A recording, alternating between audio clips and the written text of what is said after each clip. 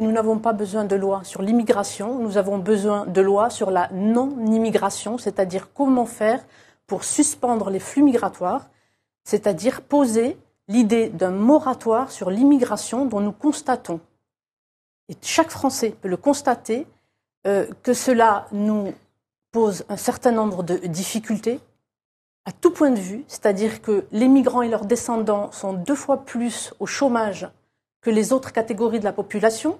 Nous constatons que l'intégration culturelle a lamentablement échoué et chaque jour nous en fait la démonstration, y compris ce qui se passe à l'école.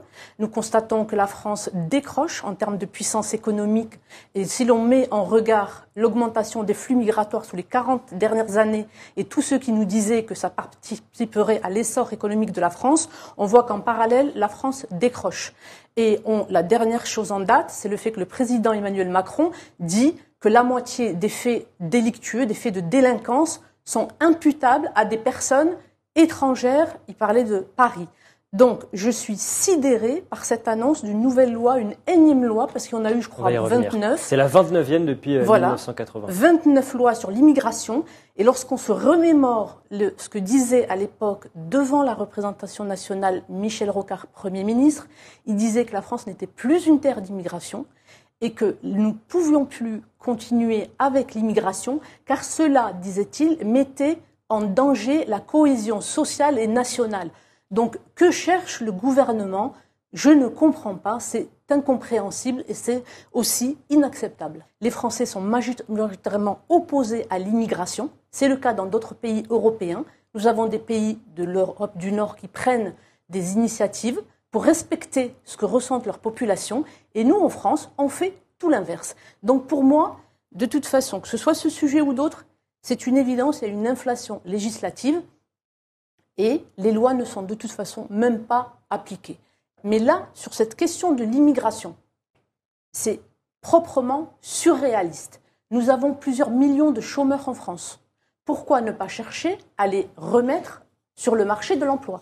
Parce que lorsqu'on entend le ministre Gérald Darmanin parler, il nous parle de travaux qui sont accessibles moyennant une très courte formation. 1/5 des travaux des étrangers, c'est pour du travail à la maison, de l'accompagnement. Donc c'est sidérant, c'est vraiment, je le répète, incompréhensible. Le fait que depuis maintenant 30 ans, on régularise régulièrement les illégaux. Je refuse de dire sans papier. Les illégaux sur le territoire national, on les régularise. Cela signifie qu'on accorde un droit, un privilège à tous les malins qui auront réussi à se maintenir sur le territoire national en toute illégalité. Donc lorsqu'on a un comportement comme celui-ci, on ne peut pas se faire respecter. Pour se faire respecter, il faut déjà soi-même montrer et démontrer qu'on est capable de faire respecter ses propres lois. J'étais au Conseil d'intégration, il faut être très prudent avec les chiffres parce que ce que j'ai constaté à l'époque déjà, les chiffres qu'on donnait à l'opinion publique étaient faux. Les chiffres de l'immigration étaient déjà nettement plus importants. Vous avez des chiffres de l'INSEE, je vous montre un tableau. 2017, essayer de le montrer. 44% de la hausse de la population provient des immigrés. Jusqu'où? Je pense, eu égard au problème d'intégration culturelle que nous observons. Près de 10 millions de personnes sur le territoire français sont pauvres. Comment peut-on continuer avec l'accueil massif? Oui, je le dis et je le redis. J'en avais parlé il y a plus de 10 ans dans mes livres en exhumant les textes de Georges Marchais, communiste.